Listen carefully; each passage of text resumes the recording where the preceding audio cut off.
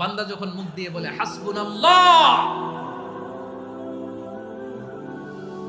আমার আল্লাহ আমার জন্য যথেষ্ট, এই বলে যখন নিজেকে সঁপে দেয়, তার কি লাগবে ওই দায়িত্ব স্বয়ং নিয়ে নেয় কে?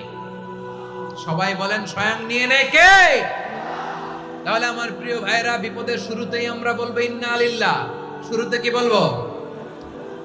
এরপরে যেই বাক্যটা পড়ে নিজের পরিস্থিতিকে আল্লাহর দরবারে সঁপে দিব, সেটা হচ্ছে হাসবুনাল্লাহ।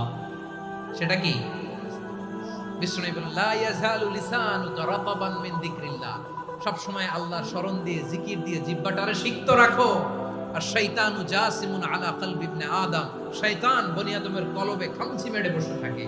ফাইদা যাকারাল্লাহ খালাসা, মানুষ যখন আল্লাহর স্মরণ করে জিকির করে, শয়তান দৌড়ে পালায়।